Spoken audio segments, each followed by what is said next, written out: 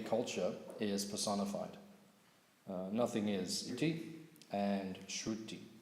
Shruti refers to the Vedic literatures which are said to emanate from the breath of the Lord himself, and they're philosophical in composition. They're very philosophical texts. Examples are the Upanishads, the Vedanta Sutra, even Bhagavad Gita itself. And they're all considered to be very philosophical works. Then the other portion of the Vedas is called Purana. Purana literally means old, something which is ancient. Now, the Puranas are spoken by sages. They're historical narratives which come from in the Smriti section of the Vedas. Smriti literally means memory, remembrance. So what they remember from history, going back creations, generations, millions of years, kalpas, even it's the time dimension is vast. So they remember all of the different historical occurrences which have taken place, and they record that and they repeat that for the benefit of everyone else.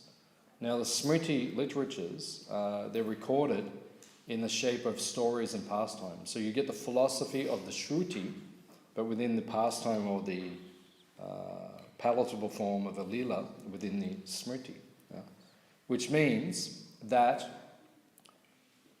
it's easy for people to digest, particularly in Kali Yuga. Because people find it difficult to concentrate on anything inside of. Yeah, sugar or honey or something like that. I remember when I was a kid, they used to get the tablets and grind them up and then put them in honey, and then we'd eat it, because then you could take it. But you need some carrier. So in the same way, the pastimes of the Smriti, they carry the philosophy, and much easier to digest, to meditate upon. People find it hard to stay awake in Shastric discourses quite often. Sometimes you give in class and everyone's like, they fall asleep. Because the pastime is there, I've told before. Nidra Devi, she said to the Lord, the goddess of sleep. Once again, she's personified. Everything is personified. So the goddess of sleep, she said to the Lord, I can't touch your devotees. Please give me somewhere where I can... just like sin personified, the Papurush, the story of Ekadashi. The Papurush, the sin personified. He came, he said to the Lord, I have nowhere to enter. I can't influence people because your chakra is chasing me. He said, okay, you go on the grains on the Ekadashi days, the 11th day on the waning and waxing moon. You go into the grains, people eat the grains, and then come forward. So then, by eating the grains, sin will enter into human society. That's why it's important for devotees to follow Ekadashi. I see sometimes devotees get a little bit slack, some devotees on Ekadashi, but it will influence your consciousness. And I've seen devotees who don't follow strictly, they get influenced by this. Unless you're very, very advanced, then nothing can influence you. But otherwise, you should follow strictly. So Papurush. So Nidra Devi, she came to the Lord. I can't influence your devotees. Give me a place where I can influence them. The Lord said, okay, in the Bhagavatam class. That's why you see, Om Namo Bhagavate Vasudevaya. Yeah. And how do you wake the devotees up? Smriti and the Shruti. They are in story form. They're part of the Smriti, and they have the history, the remembrance of the sages. Now, there are 18 major Puranas, 18 minor Puranas. Right? What are some of the examples of the 18 major Puranas? Vishnu Purana. Yeah, Vishnu Purana, Padma Purana, Garuda Purana, Nrsimha Purana, Matsya Purana, yeah. Which one? Brahmana Purana, yeah. Brahma Vaivata Purana. There's so many Puranas there. 18 major, 18 minor. The 18 majors, 6 are in Sattva, 6 are for those in Rajas, 6 are for those in Tamas. So 6 are for those people in the mode of ignorance, 6 are for people in the mode of passion, 6 are for people in the mode of goodness. So out of the Puranas, if you look at the commentaries of acharyas over the years, over centuries and centuries and centuries, there's only 2 or 3 of the Puranas which have commentaries on them. Most of them don't actually have commentaries or purports. You just get the Purana, you get the verses, you don't get the commentary. Now, I think the Padma Purana has a few commentaries. Maybe the Vishnu Purana has 1 or 2 commentaries. But the Srimad Bhagavatam has multiple commentaries, which shows it is the most important of all of the Shastras, the Puranas. And if you study it, according to Vyasadeva himself, who compiled everything, all the Vedic literatures, he's the one who compiled everything at the beginning of Kali Yuga, then it is considered the cream of the Vedic knowledge. Right? It is the essence, the Veda Sara, or the essence of all of it. And you can look at, if you look at it from another angle, it's the one that has the most commentary. So obviously it is the most important. It says it, and it is the one which has had the most attention on it. Now, interesting, there is no Mayavad commentary on Srimad Bhagavatam. Right? Shankaracharya did not comment on it. There's no purports. Comments. Why? Because when you're teaching, your philosophy is impersonalism, and everything, as we're pointing out, is personified, how can you comment on it? Because this book is all about personality. Bhagavat Purana. Bhagavat literally means personality. It means qualities, opulences. 6 qualities everyone has. Aishwaryasha, Samagrasha, Viyasa, Yasha, Shriya, Jnana, Vairagyas, Chaiva, Shanambhaga, Itinga. Bhaga means opulence. Right? Everyone has these 6. Aishwarya, wealth. Right? Then strength, fame, beauty, renunciation and knowledge. Right? So everyone in this room, because we're people, if you're a person, hands up if you're a person. Okay, some of the kids have to check. They'll look at their parents. They're like, yeah, okay. That's good. They come to class, they learn they're people. That's good. It's important. If you understand you're a person, your life becomes much easier. Right? If you think you're not a person, it is difficult. You will struggle in the material world. You have to understand you are a person. Right? So, all of us have these 6 opulences. Who is the wealthiest person in this room? Right? All the brahmacharis have nothing, practically. So Aishwarya, you don't have much. You can't show Aishwarya. But you have a little bit. You can say, here's my watch. Here are my Birkenstocks. Right? Here. So you have a little bit of something. Right? So Aishwarya, right? Virya, who is the strongest? No? Right? Kali Yuga, everyone's becoming weak. You see it, all the people are becoming weak. Everyone's sick. 20-year-old devotees, my knees, I can't walk. Right. Everyone's becoming weak. There's Kali Yuga's effect. Jagannath Ballabha, he's like 72 or something. Previous generation. No major health problem. This is how people should be, strong, like that, healthy. But when Kali Yuga influences you, and a lot of it comes from the mobile devices. People are holding these things all day. There's not a mobile device, I'm just using an example. But even a watch, actually, because it's an electronic during the day very much either, because now you've got a phone and there's the time. But if you have those devices next to you, they're actually weakening your constitution. You have to understand these things. Don't trust the people in Kali Yuga, because they're cheating us. They say, these things are good for you. Actually, there's disclaimers. If you go through all the conditions when you buy a mobile phone, and you look at all the contract, it actually says, do not keep this device within 2 inches of your body. It actually says that when you buy it, but it's in small print, no one reads it. But it says, don't keep it within 2 inches of your body. Because they have to disclaim. Because then if someone takes them to court and says, this thing gave me cancer, because it does, or this radioactivity, They say, well, we said in the contract, don't keep it 2 inches in your body. That's why it's there, actually. And that's why it's weakening the people. Because you see them all day now, people are just carrying it like this all the time. It's not good for the health like that. But everyone is cheating, they don't tell us these things. But this is the age of Kali Yuga. Actually, a few days ago was the anniversary, 49th anniversary of when man landed on the moon.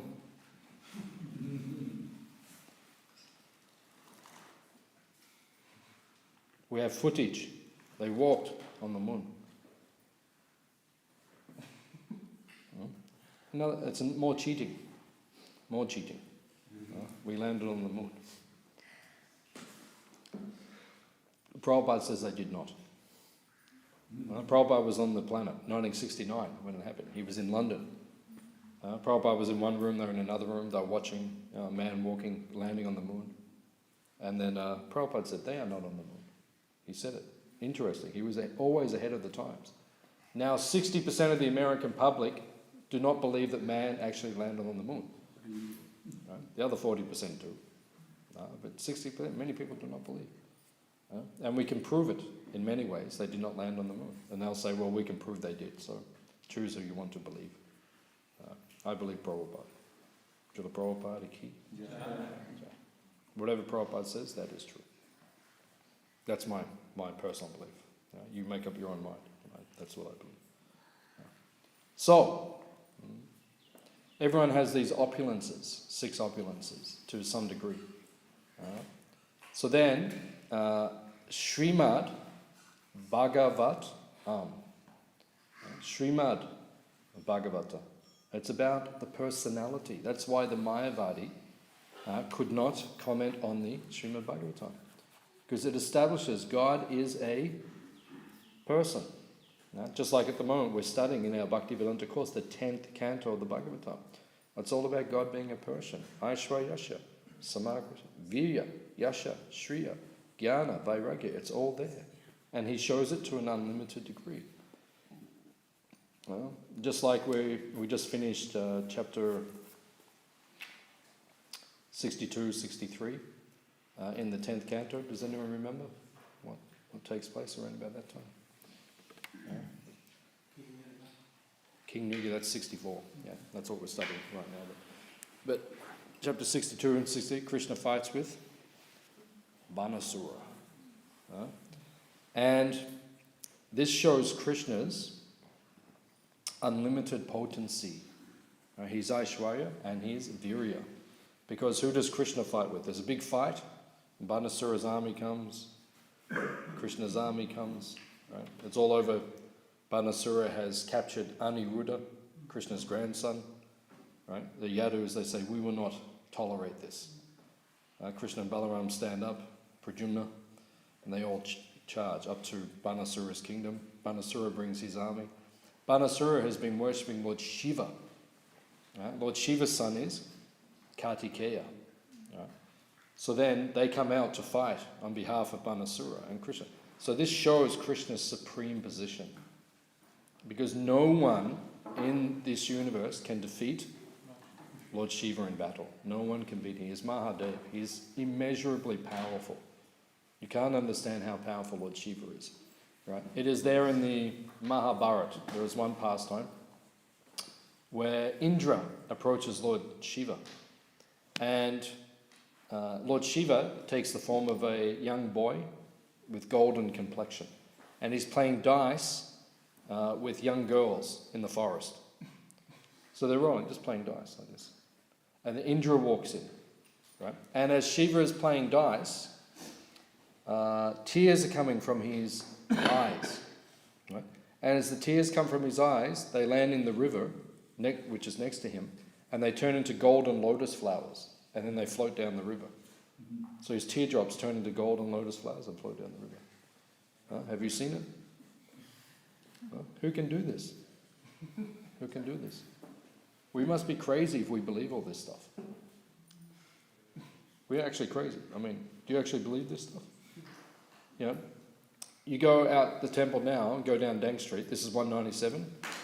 You go to 195, knock on the door and say, excuse me, good morning, Hare Krishna.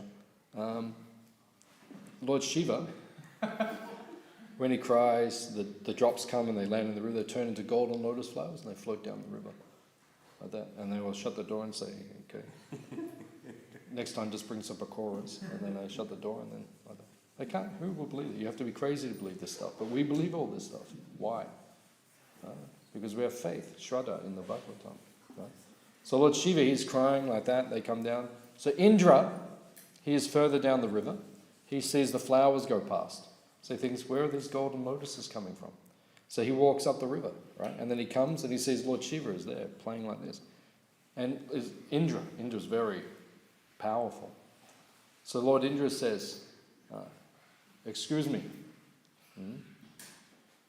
I notice that these golden lotus flowers are coming from your teardrops. Right? Lord Shiva doesn't even look at him, just keeps playing, and they're laughing and playing dice. And then he becomes a little angry. Excuse me, young boy, I am Lord Indra. Pay attention to me. And still, nothing. He just keeps playing like that. So he comes forward to touch him. Hey, listen to me.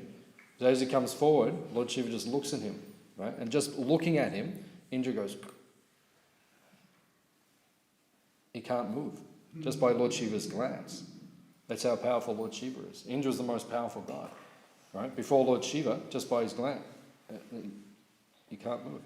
And Lord Shiva just laughs. He said, so many Indras have come here. So that's how powerful Lord Shiva is, Mahadeva. But then when he fights with Krishna, he is defeated. So this shows God is a person. He has strength, opulence, fame, knowledge, renunciation, all these opulences. This is the Bhagavatam. That's why the Mayavadis cannot comment, because he is a person. It's clear. But which person is he? Which person is Krishna? Supreme person. Purushottama. He is the most extraordinary person. There's no one like Krishna. He is the most extraordinary. That's what the Bhagavatam is establishing. Ete chamsa kala pumsa. Krishna's tu. Bhagavan swayam. He is the original personality. And everyone else is just a part of a part, or an expansion of an expansion. Like that. But he is the supreme entity. So here, everything is personified. So who comes in this pastime? Death personified. Death is a person. And when death comes to visit you, what will you say? Very good. Very good. That's what you have to say. Hare Krishna. And also, you can offer some pakoras. When death comes, you say, Haribol Prabhuji, here's some Mahaprasad. Because when someone gets Mahaprasad, they become very happy. So you have to get some Mahaprasad. You say, Hare Krishna. Death Maharaj, please. Hare Krishna. Here's some prasadam. Please do not hinder my journey. Let me go back to Krishna. So death came, and Dhruva Maharaj was there. Death just bowed his head. Dhruva Maharaj stepped on his head and stepped into the aeroplane to go back to Vaikuntha. So, Srila Prabhupada clearly says in this purport, and in many of his lectures and in many places, Prabhupada says that for a devotee, there is no fear of death. And I was listening to a lecture last week by one of my Shiksha gurus, and he was saying that death is simply a figment of the imagination. It is all in the mind. Death is simply in the mind. Because there is no death. Right? Regardless if you get born again in this world or you go back to Krishna, there is no death. Right? Death is just something it's just something that happens to the body, but the soul does not die. Right? But because of the influence of the material energy, Maya, we become fearful of death. Right? In the third canto, Kapila Dev says there are 5 types of avidya which cover the conditioned soul in this material world. And one of them is called Asmita. What does asmita mean?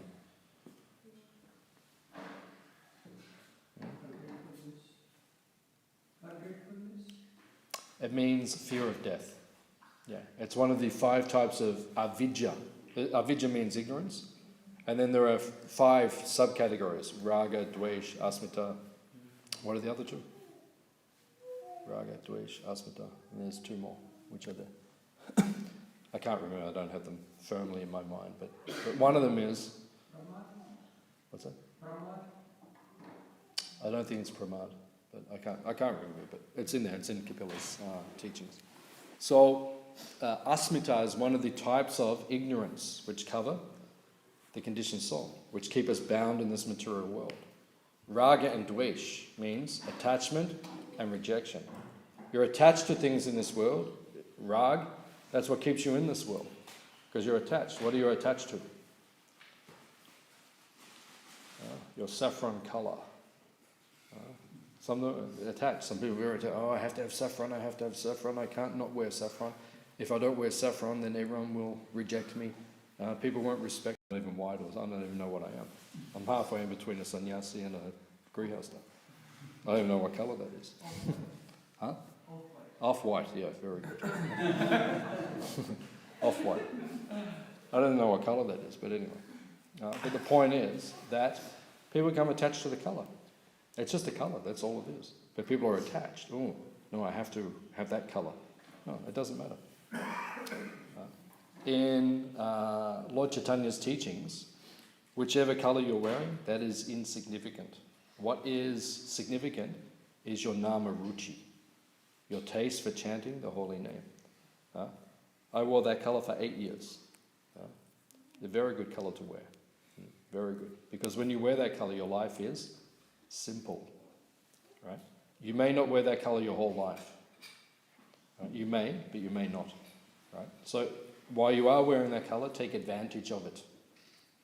Because it gives you freedom. You don't have to do anything.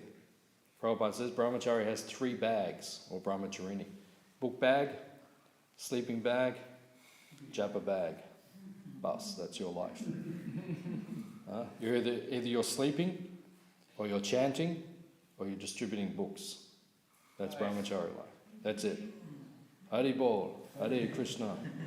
Have you got any dye in the ashram? I will come and dye my cloth again, because they were good days. That's all I did for 8 years. So nice, so nice. This is. So chanting the holy name. So I chanted the holy name for 8 years wearing that colour. And then one day, the colour changed. I decided to get married. I was advised by my guru and others. Get married. They asked me to become a temple president in Adelaide. So then they said, better you agree, Hasta, like that. And, it was my nature anyway, so then I took like that. So then I changed my colour. And then still chanting the holy name, Hare Krishna, Hare Krishna. So when I was chanting holy name when I was wearing saffron, or when I'm chanting my grihasta, actually it doesn't make very much difference. I noticed that. It's one realization I had. People are like, oh, I have to be this, so I have... No, you don't. It's the quality of your chanting which attracts Krishna, nothing else. When you go back to Godhead, Krishna doesn't look and say, oh, so what colour are you wearing? Okay, that's the wrong colour saffron. Okay. Krishna doesn't look like that. No. Krishna's mentality is, how are you chanting his holy? Where in the Bhagavatam does it say Krishna speaks about the colour of someone's cloth as the qualification, the adhikar to go back to the spiritual world? But actually, what is the qualification to go back to Krishna?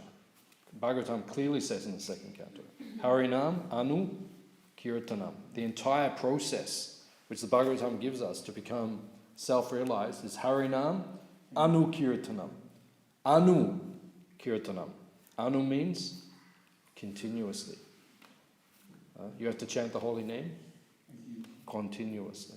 And Anu means to follow. You continuously chant following the great acharyas. Right? That's how you go back to Krishna. That is the system. As is being described here, death will come. But death is just in the mind. That's all it is. I'm not speaking from the platform of realization here. I'm speaking theoretically. Because in my consciousness there is still some fear of death. Although it is becoming less over time, but there is still some fear. It is not. I'm not free from asmita, or this ignorance, completely. But by the process of bhakti, if we become sincere, then we will become free from the fear of death. And you can understand how advanced you are by how scared you are of death. If you're very scared of death, okay, you're less advanced. If you're not scared of death, you're fearless, then you are liberated. And we see some devotees, they don't have any fear of death. I've seen over the years. Devotees pass away, no fear. So Prabhupada says in this purport, you cannot compare the death of a devotee and a non-devotee. I was there a few hours before my father passed away, and he was very fearful, I saw. He's a big, strong man, big, like Kshatriya guy. But then, when death came, I was there with him a few hours before, he was crying. I could see he was scared. Because he had not transcended, not surrendered to Krishna. Because if you surrender to Krishna, then... One time I was in Mumbai, on the roof of one apartment building in Mumbai, one big building where people live in apartments. So on the roof, they were having a program, Chowpatty devotees. 400 devotees came. On the roof, they took the whole roof up. And it was His Holiness Radhanath Swami's birthday. Not Vyasa Puja, but actual birthday. Late November, I think it is, or early December, that time. So they had birthday parties. So Maharaj came and Chandramali Maharaj came. So Maharaj came and everyone sat, everyone was waiting. Right? Kirtan went on and on and on. And then Kirtan finished. Then Maharaj sat down and everyone was listening. What would Maharaj say? It's his birthday. Maharaj said, we are all born to die. Very powerful. Anyone can say that, but when Maharaj says it, it's very powerful. Maharaj has liberated us all. So when I heard that, it had a very big effect on me. We are born to die. And he said, for the non-devotee, death is not attractive. But he said, for the devotee, death is all attractive. Because death means you will once again meet Krishna. So what is unattractive about it? So it's a big test. Krishna says, okay, you'll meet me, but at the time you meet me, I'll put you in the most fearful situation that you have ever experienced in your life. And will you still remember me even at that time? That's why he does it like that. Put you in the most difficult situation, and he says, and by the way, remember me. So everything, all your sadhana is tested at the time of death. What will you do at the time of death? What will you meditate on? What will you hold on to? What will you focus on? Where will your mind be? Sounds easy, but see, when the test comes, where does the mind go? Does it take shelter in Krishna? If it takes shelter in something else, then you get born again. But if you take shelter of Krishna, then you go back to Goloka Vrindavan. You live with Krishna in the spiritual world. So here, death personified comes, but for Dhruva Maharaj, it's not a fearful thing, because he's completely liberated from this material world. So we'll stop here. We'll see if there are any questions or comments what we discussed. Yes, sir. Thank you. Can you explain also what the 4 other aspects of ignorance that Kapila Muni is mentioning? No, because I can't remember. I already said that, I can't remember. Okay, then a second question. Yeah. So, at least the people of fear of death, it's easy to preach to them, but these people that don't even have fear of death, they just don't care about anything. So how can we preach to them also? If they don't have fear of death? Yeah. Everyone has fear of death. Everyone has fear of death. Maybe they say they don't have fear, but that's just, like the ostrich puts its head in the ground. You heard that? They actually don't do that, but anyway, it's a good example. Some danger is coming, the ostrich puts its head in the ground. Oh, there's no danger, and then the lion eats the ostrich. So people, they say like that, they're not fearful of death, but everyone is fearful of death. Easy to say it, but not true. In 1992, I was distributing books in Adelaide, door to door, going around, knocking on the doors on the weekend. People opened the door and then selling Prabhupada's books. And then one man opened the door, old man. And we were talking, having some nice conversation. He told me he was in World War II. He was in the war. In Gallipoli. You've heard? Gallipoli? Gallipoli is famous for Australian war history. It's very famous. The Australians were in battle in Turkey.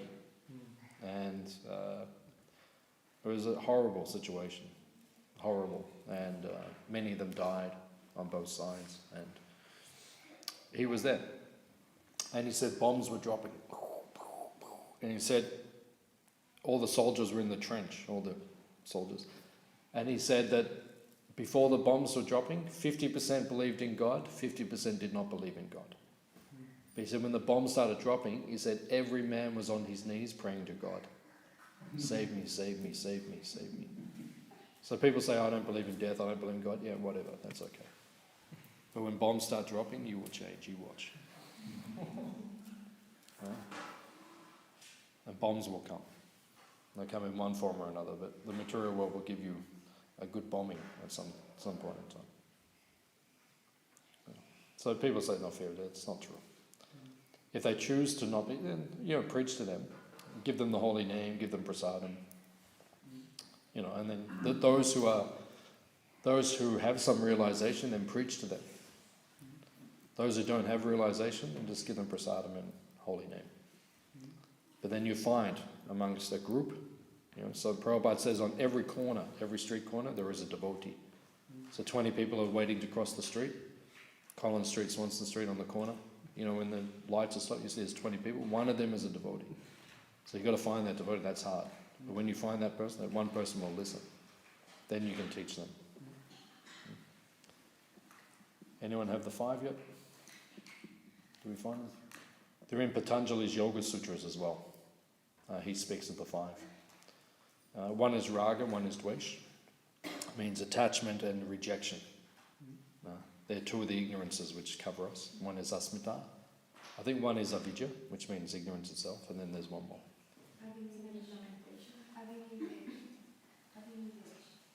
Yeah, which means? Oh, is that the fear for death? Then what's asmita? It's thinking that things are what we perceive, but actually... Yeah, but they're the opposite. Yeah, good. Okay. Yeah. Apinivesh, that's actually the fear of death. And there's asmita, there is raga, dvesh, and what's the other one?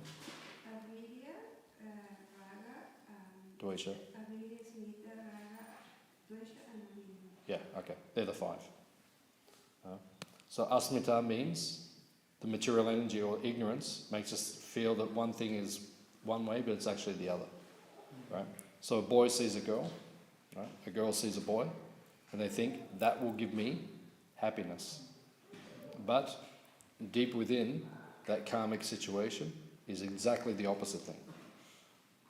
It is distress. So that's the material energy. That's ignorance. We think, I'll be happy. And then, actually, it is completely the opposite. Just like people sometimes, they save all their money, buy a ticket, fly to Hawaii to be happy. Because then I'm on the beach and sunny and everything, and it rains for 2 weeks non-stop. So then it looks like it's one thing, but actually it's another. That's asmita. Apinivesh means fear of death. Raga, dvesha, and then there's ignorance, the just generic type of ignorance, of just forgetting Krishna. Okay. So these are the 5. If you look in Kapila's teachings in 3rd canto, it gives the definition of the 5. It's also in Patanjali's Yoga Sutras. He discusses it also. It's also in Madhurya Kadambini by Vishwanath Chakravarti Thakur. He mentions these 2. Any other question? Yes, sir. So you mentioned that we should take this shelter of Krishna, but human nature is that you tend to do your own endeavor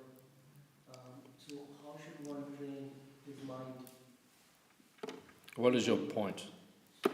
Just a question, how should I train my mind to always take shelter of Krishna? Come to the temple. The question is obvious. How do you train your mind? Everything we do is training our mind. So you go out, you work, That- and you do all other activities. That's your problem. That's your choice. Join the ashram. What's your problem? Who's making you go out to work? Right? Is anyone stopping you from joining the ashram? No. You are. Yeah, you are. Okay. So now you want to go out and work. That's your problem. You work out how to remember Krishna. Okay. So Rupa Goswami says you have to give 50% of everything you earn to Krishna. Then you remember him. You watch. Right? You go out to work. You got a job. Okay. So you got to work this week. You say you get $800, hypothetically. You give 400 to Krishna, right? You'll be thinking of Krishna, I tell you.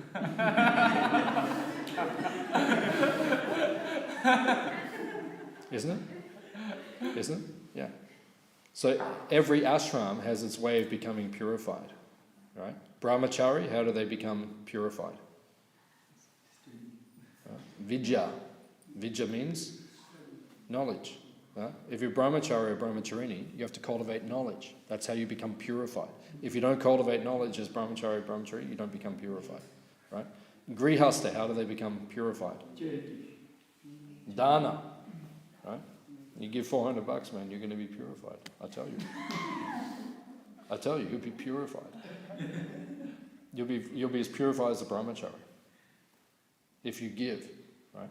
That's why it's up to you how much you give. That's your choice. But if you give as a grihasta, you become purified.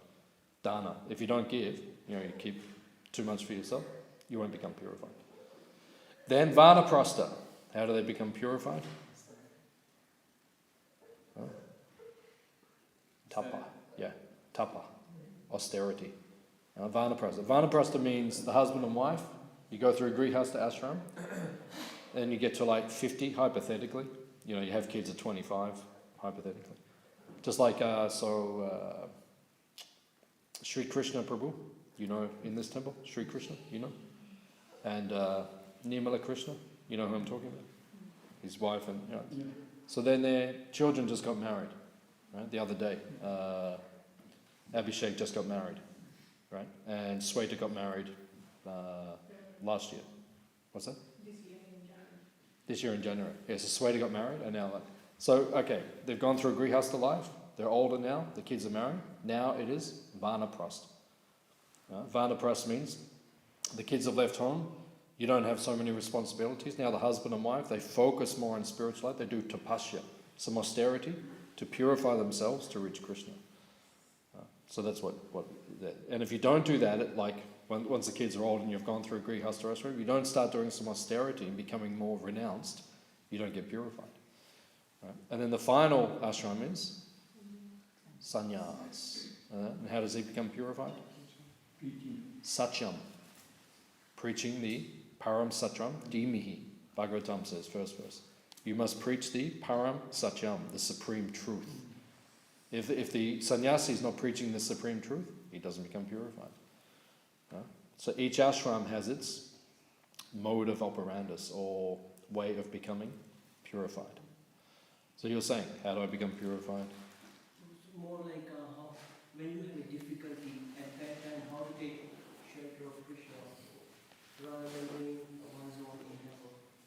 Then that's personal choice. Okay, that's my watch, right? It's in my hand now, right? I've got a choice, right? I'm going to throw this watch right now. I'm either going to throw it right to the right, or I'm going to throw it to the right or to the left, right? Which way am I going to throw it? That's my choice. So it's your choice. You remember Krishna or don't remember Krishna, that's your choice. Say, how do I do it? Do it. Does it make sense? As I'm going to get up after I finish class, what am I going to do? I'm going to serve Krishna today. Sannyasi should know, I'm going here, I'm going here, I'm going here, I'm going here. Right? I'm going from Australia to New Zealand to South Africa to, he knows 6 months. That's his service for Krishna. So all of us should be like that. We should all live like that. Okay, I know what service I'm going to do for Krishna. That's your choice. If you do the service, you'll remember Krishna. Very simple, isn't it? Devotees always ask these questions, how do I remember Krishna? Just remember him. What's the problem? I can remember Krishna now. Hare Krishna. Oh, there's Krishna. Or now I'm in the temple, which is the most auspicious place. There he is right there. I can remember him. Is it hard to remember him? No, because he's standing right there. If you're at work, you work on IT, or you have computer or something, yeah. So screensaver, you have Radha Ballabha on the screen or something like that, right? So then, just by my wife, a devotee, she said, who is that? Right? And that's how she became a devotee. And he said, he is God, in the Hare Krishna movement, I'm a Hare Krishna, like that. And she said, is it? Can you teach me more about this? Brought her to the temple, bang, now devotee. Right? So how do you remember Krishna? You make the choice to remember Krishna. You at your work, you can do like that. I know a number of devotees, they're at work, they're supposed to work 8 hours a day. Right? They're on computers, all these things. But I know many devotees who 1 hour of those 8 hours, 7 hours they're working, the other hour on the screen when no one's around, they're reading Bhagavatam or company pays them, but they're doing service.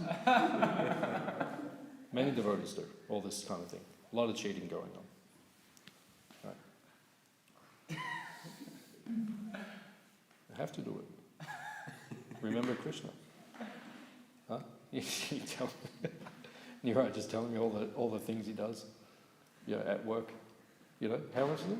You work about 5-6 hours, right? And 3. And then 5 hours you do reading and chanting and stuff. Yeah, so is that they pay him for 8 hours, he does 3 hours work, and the rest of the time he does 7. Right? So if you can do that, that's very smart. Do it. Let them pay you and you make advancement Krishna.